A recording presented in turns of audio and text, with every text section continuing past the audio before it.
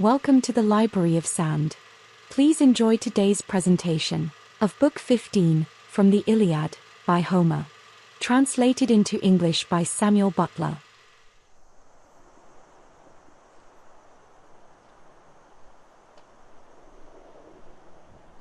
But when their flight had taken them past the trench and the set stakes, and many had fallen by the hands of the Danaans, the Trojans made a halt on reaching their chariots, routed and pale with fear. Jove now woke on the crests of Ida, where he was lying with golden-throned Juno by his side, and starting to his feet he saw the Trojans and Achaeans, the one thrown into confusion, and the others driving them pell-mell before them with King Neptune in their midst. He saw Hector lying on the ground with his comrades gathered round him, gasping for breath, wandering in mind and vomiting blood, for it was not the feeblest of the Achaeans who struck him. The sire of gods and men had pity on him, and looked fiercely on Juno. "I see, Juno," said he, "you mischief-making trickster, that your cunning has stayed Hector from fighting and has caused the rout of his host. I am in half a mind to thrash you, in which case you will be the first to reap the fruits of your scurvy knavery. Do you not remember how once upon a time I had you hanged? I fastened 2 anvils onto your feet, and bound your hands in a chain of gold which none might break, and you hung in mid-air among the clouds. All the gods in Olympus were in a fury, but they could not reach you to set you free. When I caught any one of them I gripped him and hurled him from the heavenly threshold till he came fainting down to earth. Yet even this did not relieve my mind from the incessant anxiety which I felt about noble Hercules, whom you and Boreas had spitefully conveyed beyond the seas to Kos, after suborning the tempests. But I rescued him, and notwithstanding all his mighty labors, I brought him back again to Argos. I would remind you of this that you may learn to leave off being so deceitful, and discover how much you are likely to gain by the embraces out of which you have come here to trick me." Juno trembled as he spoke, and said, "May heaven above and earth below be my witnesses, with the waters of the river Styx, and this is the most solemn oath that a blessed god can take. Nay, I swear also by your own almighty head and by our bridal bed, things over which I could never possibly perjure myself, that Neptune is not punishing Hector and the Trojans and helping the Achaeans through any doing of mine. It is all of his own mere motion, because he was sorry to see the Achaeans hard pressed at their ships. If I were advising him, I should tell him to do as you bid him." The sire of gods and men smiled and answered, "If you, Juno, were always to support me when we sit in council of the gods, Neptune, like it or no, would soon come round to your and my way of thinking. If, then, you are speaking the truth and mean what you say, go among the rank and file of the gods, and tell Iris and Apollo, lord of the bow, that I want them. Iris, that she may go to the Achaean host and tell Neptune to leave off fighting and go home, and Apollo, that he may send Hector again into battle and give him fresh strength. He will thus forget his present sufferings, and drive the Achaeans back in confusion till they fall among the ships of Achilles son of Peleus. Achilles will then send his comrade Patroclus into battle, and Hector will kill him in front of Ilias after he has slain many warriors, and among them my own noble son Sarpedon. Achilles will kill Hector to avenge Patroclus, and from that time I will bring it about that the Achaeans shall persistently drive the Trojans back till they fulfill the counsels of Minerva and take Ilias. But I will not stay my anger, nor permit any god to help the Danaans till I have accomplished the desire of the son of Peleus, according to the promise I made by bowing my head on the day when Thetis touched my knees and besought me to give him honor." Juno heeded his words and went from the heights of Ida to great Olympus. Swift as the thought of one whose fancy carries him over vast continents, and he says to himself, "Now I will be here, or there," and he would have all manner of things. Even so swiftly did Juno wing her way till she came to high Olympus and went in among the gods who were gathered in the house of Jove. When they saw her they all of them came up to her, and held out their cups to her by way of greeting.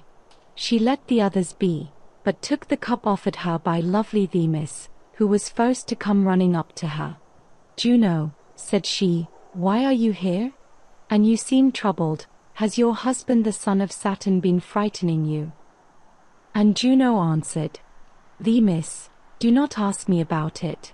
You know what a proud and cruel disposition my husband has.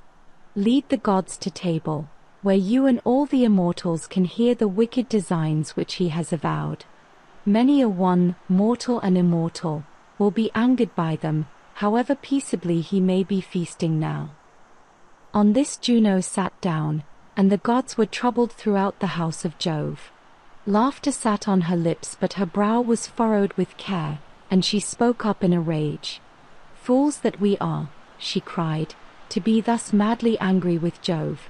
We keep on wanting to go up to him and stay him by force or by persuasion, but he sits aloof and cares for nobody, for he knows that he is much stronger than any other of the immortals. Make the best, therefore, of whatever ills he may choose to send each one of you. Mars, I take it, has had a taste of them already, for his son Ascalaphus has fallen in battle, the man whom of all others he loved most dearly and whose father he owns himself to be." When he heard this, Mars smote his 2 sturdy thighs with the flat of his hands, and said in anger, "Do not blame me, you gods that dwell in heaven, if I go to the ships of the Achaeans and avenge the death of my son, even though it end in my being struck by Jove's lightning and lying in blood and dust among the corpses." As he spoke, he gave orders to yoke his horses Panic and Rout, while he put on his armor. On this, Jove would have been roused to still more fierce and implacable enmity against the other immortals, had not Minerva, alarmed for the safety of the gods, sprung from her seat and hurried outside. She tore the helmet from his head and the shield from his shoulders, and she took the bronze spear from his strong hand and set it on one side. Then she said to Mars, "Madman, you are undone. You have ears that hear not, or you have lost all judgment and understanding. Have you not heard what Juno has said on coming straight from the presence of Olympian Jove? Do you wish to go through all kinds of suffering before you are brought back sick and sorry to Olympus, after having caused infinite mischief to all us others? Jove would instantly leave the Trojans and Achaeans to themselves. He would come to Olympus to punish us, and would grip us up one after another, guilty or not guilty. Therefore lay aside your anger for the death of your son. Better men than he have either been killed already or will fall hereafter, and one cannot protect everyone's whole family." With these words she took Mars back to his seat. Meanwhile Juno called Apollo outside, with Iris the messenger of the gods.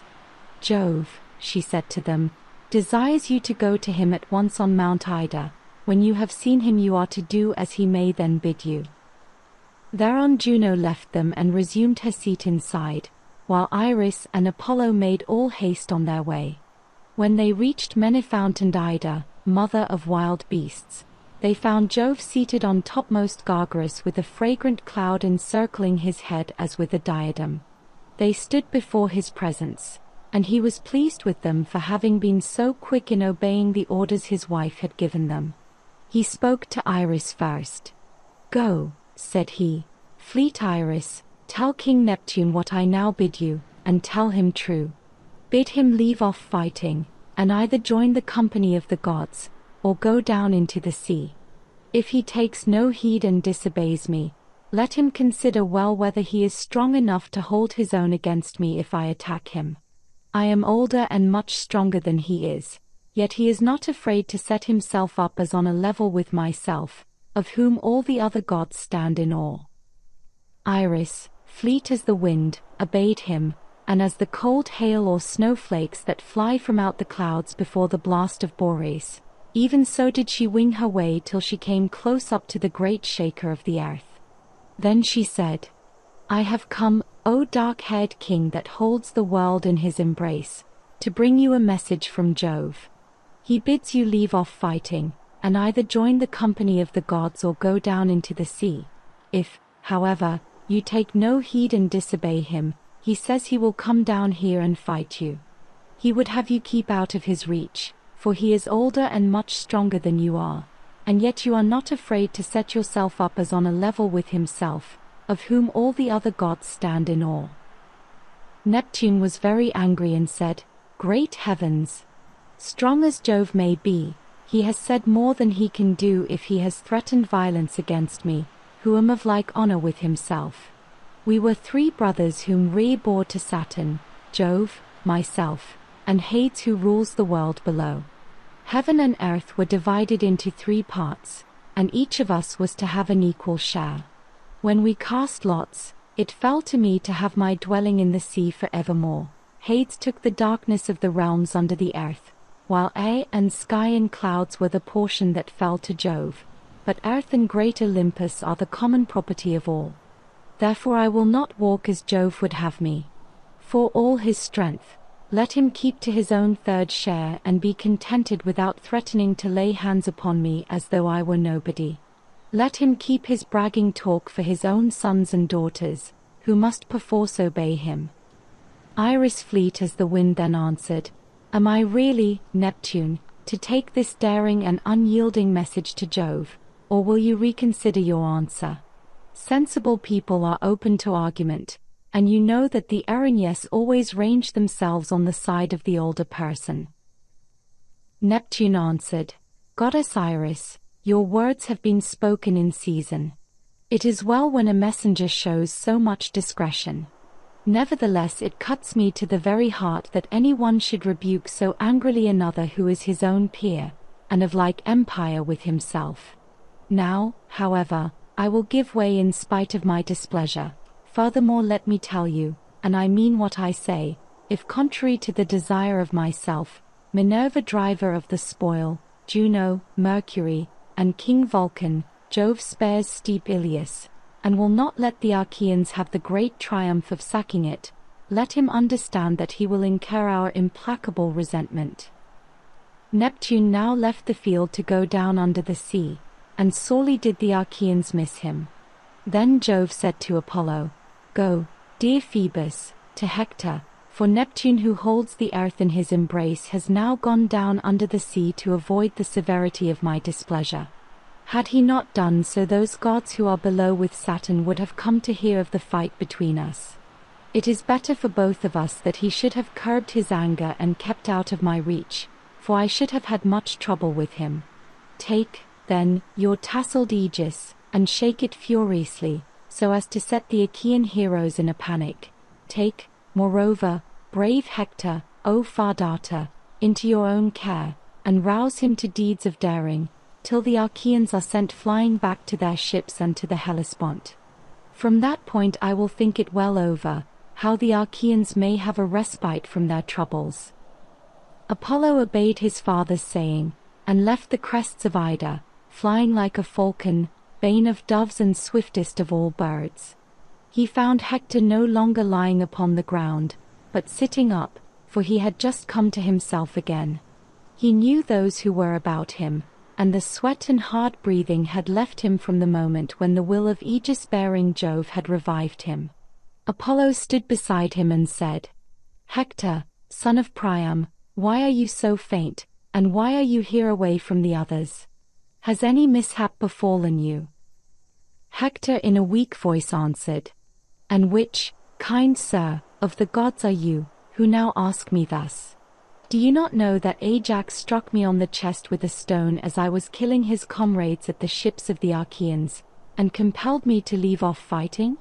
I made sure that this very day I should breathe my last and go down into the house of Hades." Then King Apollo said to him, "Take heart, the son of Saturn has sent you a mighty helper from Ida to stand by you and defend you, even me, Phoebus Apollo of the golden sword, who have been guardian hitherto not only of yourself but of your city. Now, therefore, order your horsemen to drive their chariots to the ships in great multitudes. I will go before your horses to smooth the way for them, and will turn the Achaeans in flight." As he spoke he infused great strength into the shepherd of his people. And as a horse, stabled and full-fed, breaks loose and gallops gloriously over the plain to the place where he is wont to take his bath in the river, he tosses his head, and his mane streams over his shoulders as in all the pride of his strength he flies full speed to the pastures where the mares are feeding. Even so Hector, when he heard what the gods said, urged his horsemen on, and sped forward as fast as his limbs could take him. As country peasants set their hounds on to a homed stag or wild goat, he has taken shelter under rock or thicket, and they cannot find him. But, lo, a bearded lion whom their shouts have roused stands in their path, and they are in no further humor for the chase. Even so the Achaeans were still charging on in a body, using their swords and spears pointed at both ends. But when they saw Hector going about among his men they were afraid, and their hearts fell down into their feet. Then spoke those son of Andremon, leader of the Aetolians, a man who could throw a good throw, and who was staunch also in close fight, while few could surpass him in debate when opinions were divided. He then with all sincerity and goodwill addressed them thus: "What, in heaven's name, do I now see? Is it not Hector come to life again?" Every one made sure he had been killed by Ajax son of Telamon, but it seems that one of the gods has again rescued him. He has killed many of us Danaans already, and I take it will yet do so, for the hand of Jove must be with him or he would never dare show himself so masterful in the forefront of the battle. Now, therefore, let us all do as I say, let us order the main body of our forces to fall back upon the ships, but let those of us who profess to be the flower of the army stand firm, and see whether we cannot hold Hector back at the point of our spears as soon as he comes near us. I conceive that he will then think better of it before he tries to charge into the press of the Danaans. Thus did he speak, and they did even as he had said. Those who were about Ajax and King Idomeneus, the followers moreover of Teucer, Meriones, and Meges peer of Mars, called all their best men about them and sustained the fight against Hector and the Trojans, but the main body fell back upon the ships of the Achaeans. The Trojans pressed forward in a dense body, with Hector striding on at their head. Before him went Phoebus Apollo shrouded in cloud about his shoulders. He bore aloft the terrible aegis with its shaggy fringe, which Vulcan the smith had given Jove to strike terror into the hearts of men. With this in his hand he led on the Trojans. The Argives held together and stood their ground. The cry of battle rose high from either side, and the arrows flew from the bowstrings. Many a spear sped from strong hands and fastened in the bodies of many a valiant warrior, while others fell to earth midway, before they could taste of man's fair flesh and glut themselves with blood. So long as Phoebus Apollo held his aegis quietly and without shaking it, the weapons on either side took effect and the people fell. But when he shook it straight in the face of the Danaans and raised his mighty battle cry, their hearts fainted within them and they forgot their former prowess. As when two wild beasts spring in the dead of night on a herd of cattle or a large flock of sheep when the herdsman is not there, even so were the Danaans struck helpless, for Apollo filled them with panic and gave victory to Hector and the Trojans. The fight then became more scattered and they killed one another where they best could. Hector killed Stichius and Arcesilaus, the one, leader of the Boeotians, and the other, friend and comrade of Menestheus. Aeneas killed Medon and Iasus. The first was bastard son to Oileus, and brother to Ajax, but he lived in Phyllis away from his own country, for he had killed a man, a kinsman of his stepmother Areopis whom Oileus had married. Iasus had become a leader of the Athenians, and was son of Sphelus the son of Boucolos. Polydamas killed Mecistius, and Polites Echius, in the front of the battle, while Agenor slew Clonius. Paris struck Deiochus from behind in the lower part of the shoulder, as he was flying among the foremost, and the point of the spear went clean through him. While they were spoiling these heroes of their armor, the Achaeans were flying pell-mell to the trench and the set stakes, and were forced back within their wall. Hector then cried out to the Trojans, "Forward to the ships, and let the spoils be. If I see any man keeping back on the other side the wall away from the ships, I will have him killed. His kinsmen and kinswomen shall not give him his dues of fire, but dogs shall tear him in pieces in front of our city." As he spoke he laid his whip about his horse's shoulders and called to the Trojans throughout their ranks. The Trojans shouted with a cry that rent the air, and kept their horses neck and neck with his own. Phoebus Apollo went before, and kicked down the banks of the deep trench into its middle so as to make a great broad bridge, as broad as the throw of a spear when a man is trying his strength. The Trojan battalions poured over the bridge, and Apollo with his redoubtable aegis led the way. He kicked down the wall of the Achaeans as easily as a child who playing on the seashore has built a house of sand and then kicks it down again and destroys it. Even so did you, O Apollo, shed toil and trouble upon the Argives, filling them with panic and confusion. Thus then were the Achaeans hemmed in at their ships, calling out to one another and raising their hands with loud cries every man to heaven. Nestor of Gerene, tower of strength to the Achaeans, lifted up his hands to the starry firmament of heaven, and prayed more fervently than any of them. Father Jove, said he, if ever any one in wheat-growing Argos burned you fat thigh bones of sheep or heifer and prayed that he might return safely home, whereon you bowed your head to him in assent, bow it in mind now, and suffer not the Trojans to triumph thus over the Achaeans. All counselling Jove thundered loudly in answer to dire prayer of the aged son of Neleus. When the heard Jove thunder they flung themselves yet more fiercely on the Achaeans. As a wave breaking over the bulwarks of a ship when the sea runs high before a gale, for it is the force of the wind that makes the waves so great, even so did the Trojans spring over the wall with a shout, and drive their chariots onwards. The two sides fought with their double-pointed spears in hand-to-hand encounter the Trojans from their chariots, and the Achaeans climbing up into their ships and wielding the long pikes that were lying on the decks ready for use in a sea fight, jointed and shod with bronze. Now Patroclus, so long as the Achaeans and Trojans were fighting about the wall, but were not yet within it and at the ships, remained sitting in the tent of good Eurypylus, entertaining him with his conversation and spreading herbs over his wound to ease his pain. When, however, he saw the Trojans swarming through the breach in the wall, while the Achaeans were clamoring and struck with panic, he cried aloud, and smote his two thighs with the flat of his hands. Eurypylus, said he in his dismay, I know you want me badly, but I cannot stay with you any longer, for there is hard fighting going on.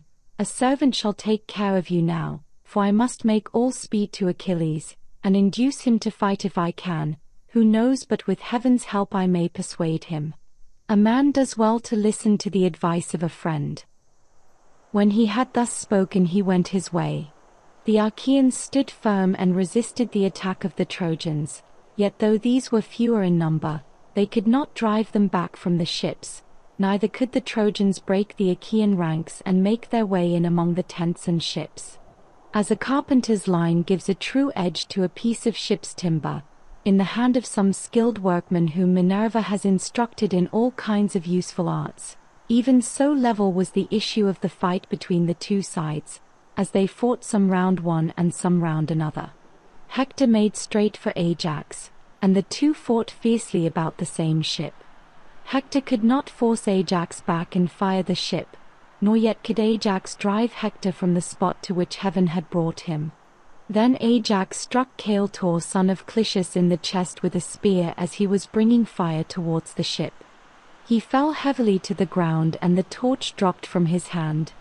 When Hector saw his cousin fallen in front of the ship he shouted to the Trojans and Lycians saying, Trojans, Lycians, and Dardanians good in close fight, bate not a jot, but rescue the son of Clitius lest the Achaeans strip him of his armor now that he has fallen.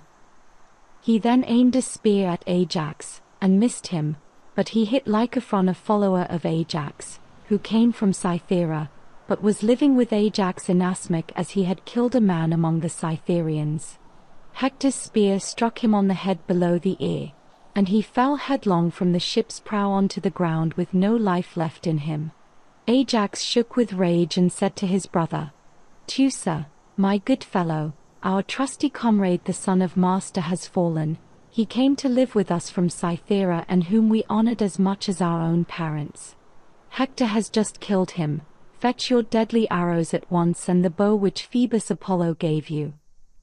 Teucer heard him and hastened towards him with his bow and quiver in his hands.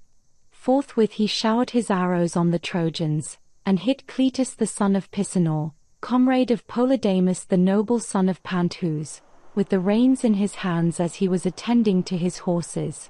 He was in the middle of the very thickest part of the fight, doing good service to Hector and the Trojans. But evil had now come upon him, and not one of those who were fain to do so could avert it, for the arrow struck him on the back of the neck. He fell from his chariot and his horses shook the empty car as they swerved aside. King Polydamas saw what had happened, and was the first to come up to the horses. He gave them in charge to Astinus son of Procyon, and ordered him to look on, and to keep the horses near at hand. He then went back and took his place in the front ranks. Teucer then aimed another arrow at Hector, and there would have been no more fighting at the ships if he had hit him and killed him then and there. Jove, however, who kept watch over Hector, had his eyes on Teucer, and deprived him of his triumph, by breaking his bowstring for him just as he was drawing it and about to take his aim. On this the arrow went astray and the bow fell from his hands. Teucer shook with anger and said to his brother, "Alas, see how heaven thwarts us in all we do. It has broken my bowstring and snatched the bow from my hand, though I strung it this selfsame morning that it might serve me for many an arrow." Ajax son of Telamon answered, "My good fellow, let your bow and your arrows be, for Jove has made them useless in order to spite the Danaans. Take your spear, lay your shield upon your shoulder, and both fight the Trojans yourself and urge others to do so. They may be successful for the moment, but if we fight as we ought they will find it a hard matter to take the ships." Teucer then took his bow and put it by in his tent. He hung a shield 4 hides thick about his shoulders, and on his comely head he set his helmet well wrought with a crest of horsehair that nodded menacingly above it. He grasped his redoubtable bronze-shod spear, and forthwith he was by the side of Ajax. When Hector saw that Teucer's bow was of no more use to him, he shouted out to the Trojans and Lycians, "Trojans, Lycians, and Dardanians good in close fight, be men, my friends, and show your mettle here at the ships, for I see the weapon of one of their chieftains made useless by the hand of Jove. It is easy to see when Jove is helping people and means to help them still further, or again when he is bringing them down and will do nothing for them. He is now on our side, and is going against the Argives. Therefore swarm round the ships and fight. If any of you is struck by spear or sword and loses his life, let him die. He dies with honor who dies fighting for his country, and he will leave his wife and children safe behind him, with his house and allotment unplundered if only the Achaeans can be driven back to their own land, they and their ships." With these words he put heart and soul into them all. Ajax on the other side exhorted his comrades saying, "Shame on you Argives, we are now utterly undone, unless we can save ourselves by driving the enemy from our ships. Do you think, if Hector takes them, that you will be able to get home by land? Can you not hear him cheering on his whole host to fire our fleet, and bidding them remember that they are not at a dance but in battle? Our only course is to fight them with might and main. We had better chance it, life or death, once for all, than fight long and without issue hemmed in at our ships by worse men than ourselves." With these words he put life and soul into them all. Hector then killed Schedius son of Perimedes, leader of the Phocians, and Ajax killed Laodamas captain of foot soldiers and son to Antenor. Polydamas killed Otus of Cyllene, a comrade of the son of Phyleus and chief of the proud Achaeans. When Meges saw this he sprang upon him, but Polydamas crouched down, and he missed him, for Apollo would not suffer the son of Panthous to fall in battle. But the spear hit Croesmus in the middle of his chest, whereon he fell heavily to the ground, and Meges stripped him of his armor. At that moment the valiant soldier Dolops son of Lampus sprang upon Lampus was son of Laomedon and for his valor, while his son Dolops was versed in all the ways of war. He then struck the middle of the son of Phyleus' shield with his spear, setting on him at close quarters, but his good corslet made with plates of metal saved him. Phyleus had brought it from Ephyra and the river Salace, where his host, King Euphetes, had given it him to wear in battle and protect him. It now served to save the life of his son. Then Meges struck the topmost crest of Dolops's bronze helmet with his spear and tore away its plume of horsehair, so that all newly dyed with scarlet as it tumbled down into the dust. While he was still fighting and confident of victory, Menelaus came up to help Meges, and got by the side of Dolops unperceived. He then speared him in the shoulder, from behind, and the point, driven so furiously, went through into his chest, whereon he fell headlong. The two then made towards him to strip him of his armor, but Hector called on all his brothers for help, and he especially upbraided brave Melanippus son of Hictaeon, who erewhile used to pasture his herds of cattle in Percote before the war broke out. But when the ships of the Danans came, he went back to Ilias, where he was eminent among the Trojans, and lived near Priam, who treated him as one of his own sons. Hector now rebuked him and said, "Why, Melanippus, are we thus remiss? Do you take no note of the death of your kinsmen, and do you not see how they are trying to take Dolops's armor? Follow me. There must be no fighting the Argives from a distance now, but we must do so in close combat till either we kill them or they take the high wall of Ilias and slay her people." He led on as he spoke, and the hero Melanippus followed after. Meanwhile Ajax son of Telamon was cheering on the Argives. "My friends," he cried, "be men, and fear dishonor.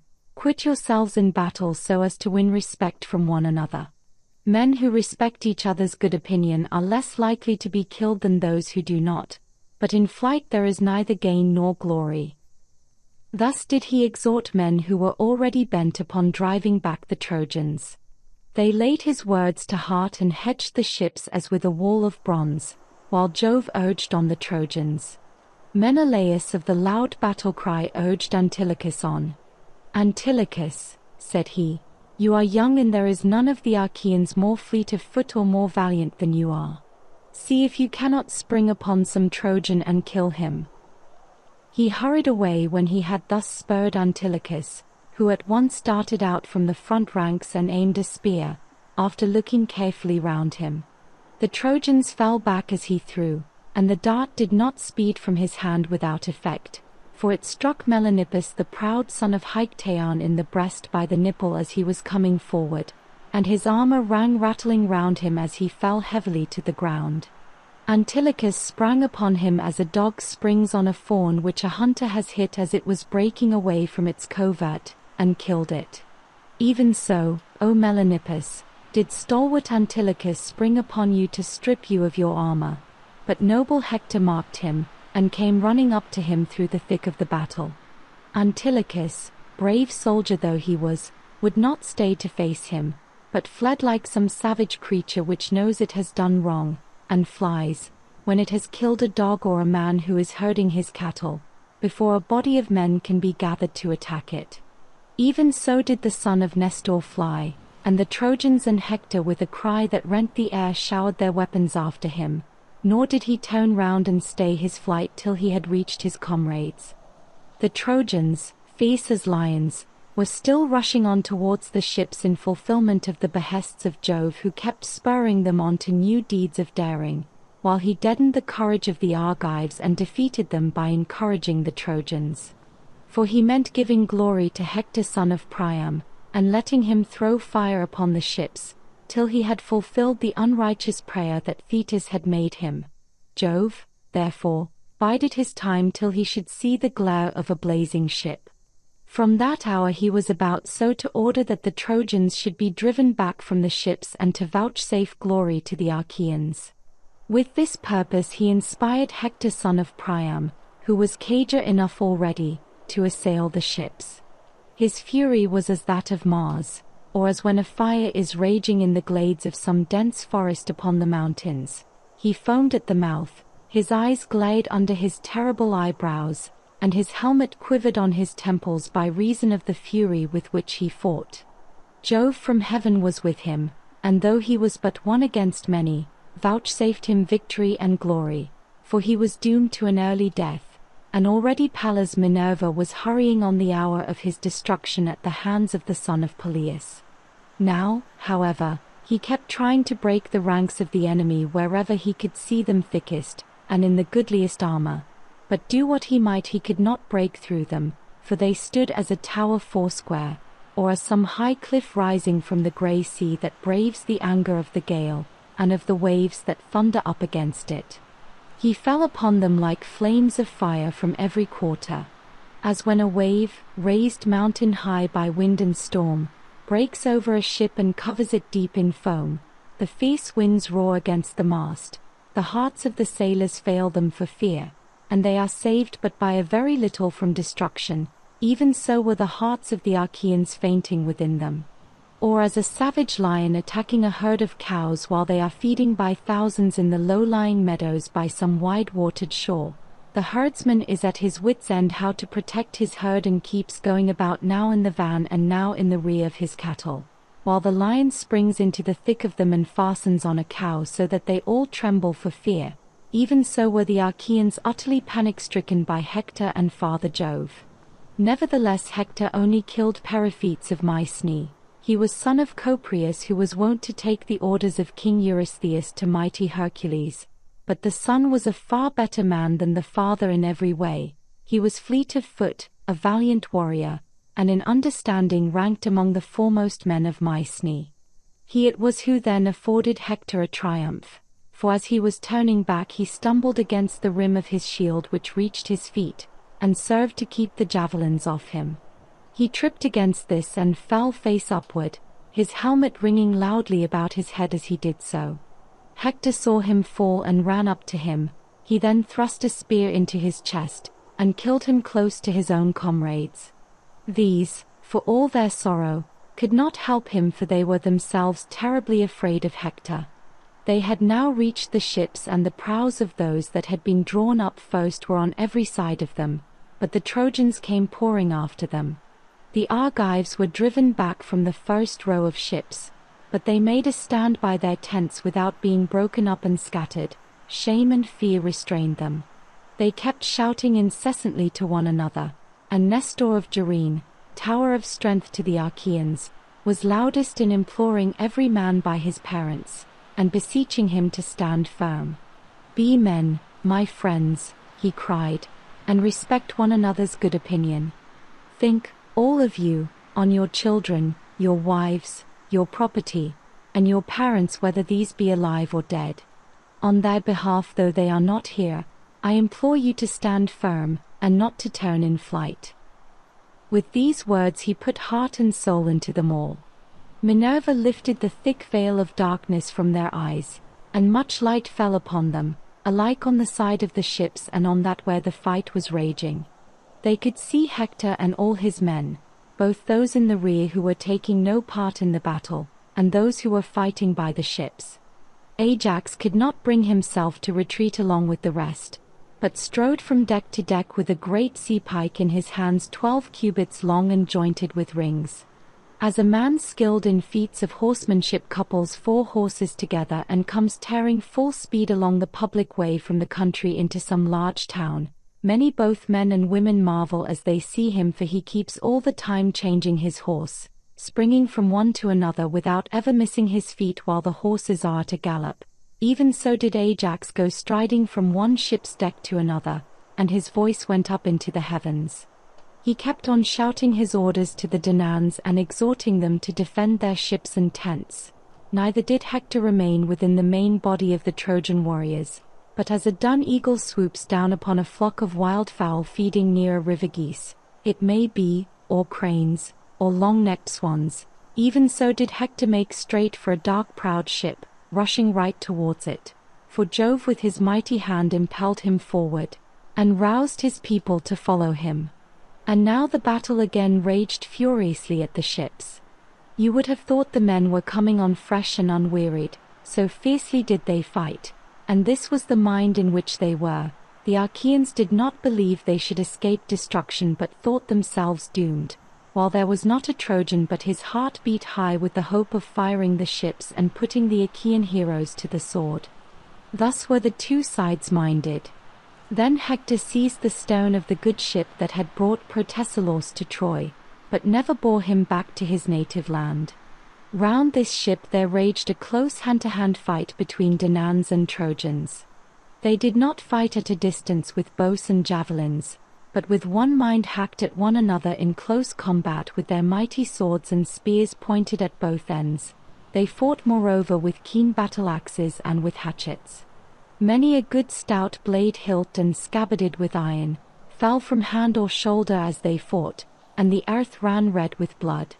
Hector, when he had seized the ship, would not loose his hold but held on to its curved stern and shouted to the Trojans, "Bring fire, and raise the battle cry all of you with a single voice. Now has Jove vouchsafed us a day that will pay us for all the rest. This day we shall take the ships which came hither against heaven's will, and which have caused us such infinite suffering through the cowardice of our counselors, who when I would have done battle at the ships held me back and forbade the host to follow me. If Jove did then indeed warp our judgments, himself now commands me and cheers me on." As he spoke thus the Trojans sprang yet more fiercely on the Achaeans, and Ajax no longer held his ground, for he was overcome by the darts that were flung at him, and made sure that he was doomed. Therefore he left the raised deck at the stern, and stepped back on to the 7-foot bench of the oarsmen. Here he stood on the lookout, and with his spear held back Trojan whom he saw bringing fire to the ships. All the time he kept on shouting at the top of his voice and exhorting the Danaans. "My friends," he cried, "Danaan heroes, servants of Mars, be men my friends, and fight with might and with main. Can we hope to find helpers hereafter, or a wall to shield us more surely than the one we have? There is no strong city within reach, whence we may draw fresh forces to turn the scales in our favor. We are on the plain of the armed Trojans with the sea behind us, and far from our own country. Our salvation, therefore, is in the might of our hands and in hard fighting." As he spoke he wielded his spear with still greater fury, and when any Trojan made towards the ships with fire at Hector's bidding, he would be on the lookout for him, and drive at him with his long spear. 12 men did he thus kill in hand-to-hand fight before the ships.